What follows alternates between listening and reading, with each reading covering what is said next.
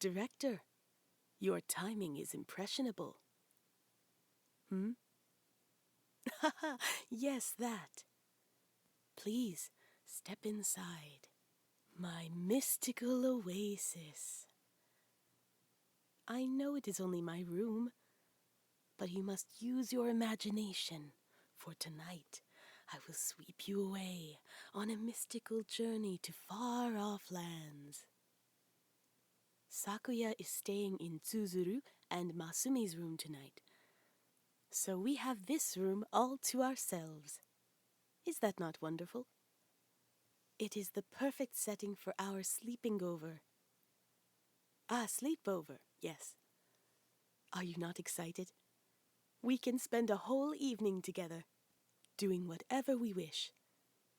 Just the two of us. Oh, Director, your face got a little bit flushed. Did I set your heart abutter? Yes, that. Well, let us not waste any time. I have taken all of the blankets in the room, and even some from the lounge, and made us a giant, comfy pillow port.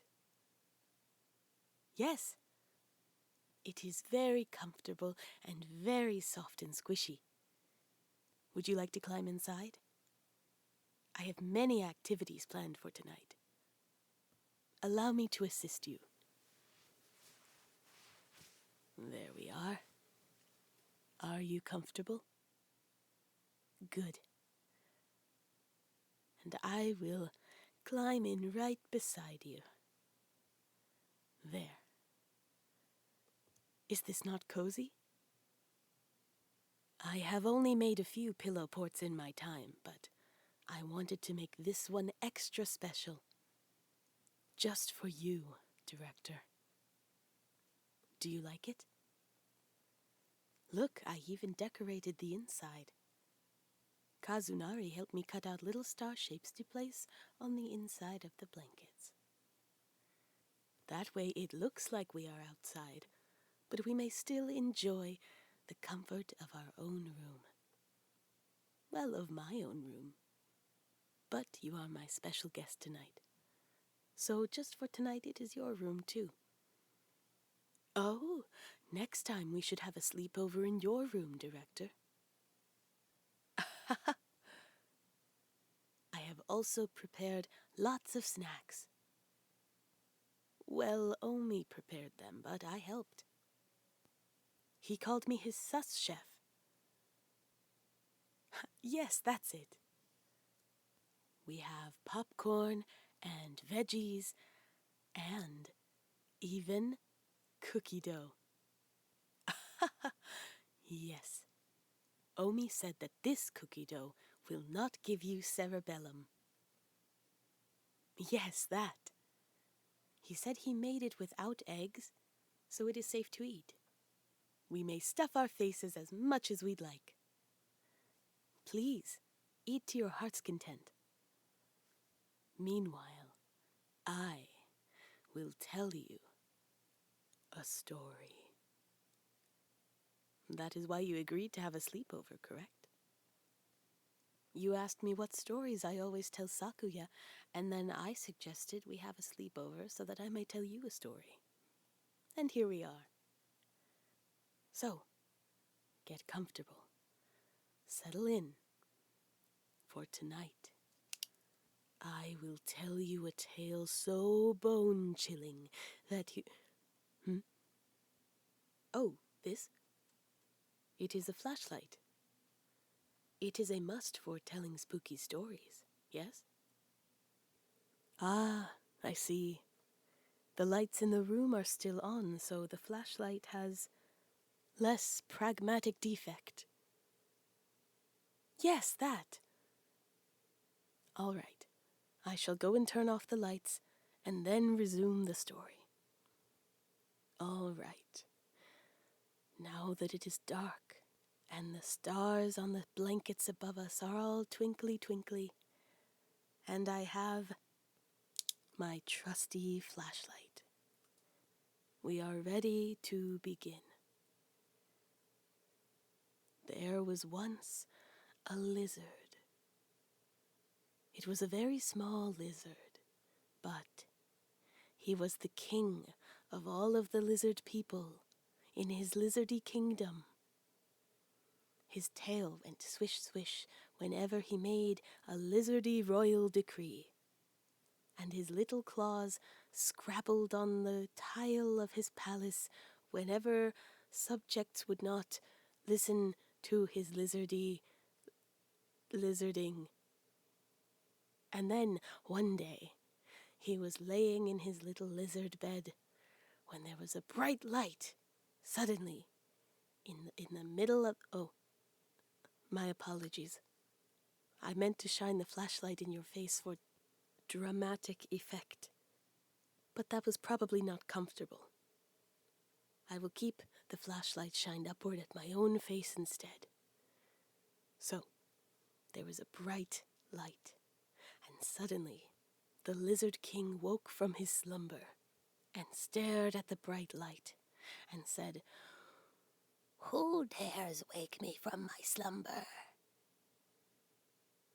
I imagine that is what he would sound like. I have not encountered a talking lizard, but if I did, I feel that they would have rather lizardy voices.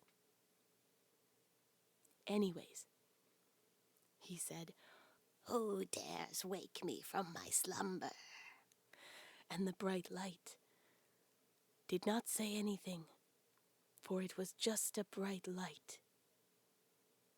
The Lizard King became very angry and got up from his bed and looked outside where the bright light was coming from. And he saw that all of his subjects had gathered round and built the biggest lizardy bonfire that he had ever encountered.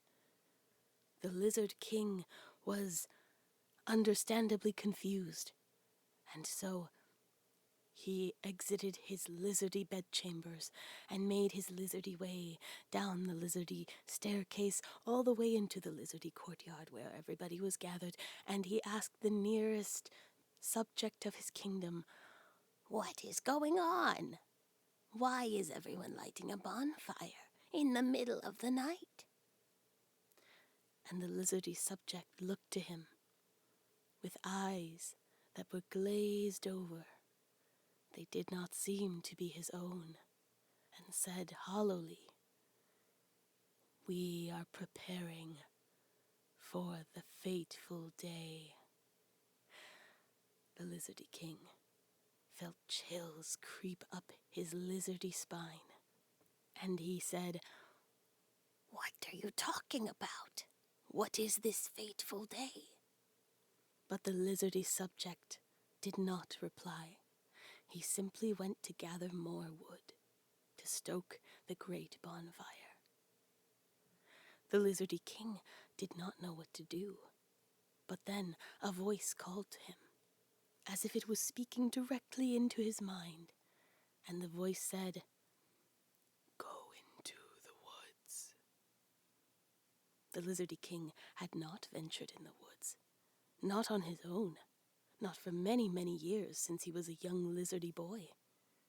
But, with nowhere else to turn, he decided to listen to the voice, and very carefully, very slowly, began to trek his way through the dark, ominous woods. The Lizardy King did not know what to expect. He did not know what he would find lurking within the woods. But as he trekked deeper, and his lizardy claws made lizardy tracks in the mud, he realized that he was lost. Not knowing what else to do, he called out to the ominous voice he had heard before. "Where am I to go? Why did you send me here?" And he waited and waited. And finally, the ominous voice spoke once again and said, "You must find the heart of the problem." The Lizard King took this as a riddle, the heart of the problem. Perhaps he should venture towards the heart of the woods. If only he knew the way. And then he caught a gleam of light up ahead, and he followed it, eagerly, running past the branches that scratched at his face, digging his claws further into the mud and ruining his lizardy manicure. But he didn't care. All he cared about was finding answers, finding the truth. And though he was frightened terribly, he would be much more frightened were he to be left in the dark, alone. As he made his way closer towards the light, he saw a clearing up ahead, and quickly stumbled into it. In the center was a pond of crystal blue sparkling water, and in the center of the pond was the source of the light. A small object on a pedestal that seemed to be radiating a glowing sort of energy.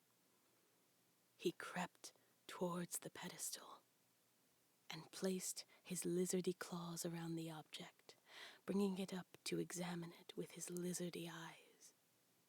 And he saw that the object was, in fact, a mirror. The light from the moon above was shining directly at the mirror, causing light to radiate out from it. He looked into the mirror and saw himself, his own lizardy face and his own lizardy features. And then the ominous voice spoke into his ear once more and said, "You are too late." With horror, the Lizard King realized his mistake and ran back through the woods as quickly as he could towards the bonfire and the inevitable sabotage of his people, hoping to escape the lizardy fate that he'd found himself ensnared in. But as he burst forth from the woods, he saw that the voice was right. It was too late. His lizardy subjects were having a great, big barbecue, and he had not been invited. That is the story. Are you not thrilled to your bones? Of course it is scary and spooky. There is no ordeal more horrifying than being excluded and shunned from a communal event. Perhaps this is what Suzuru would call a culture crash. Yes, that. Well, why don't you tell me your best spooky story? Although I cannot promise I will not get spooked. I may need to cling to your arm and hug you out of pure flight. Perhaps I'll even need a kiss or two to calm down from the frightening ordeal. Oh, director, your face has gotten all flushed again. Did I get your gelatin pumping after all? Yes, that.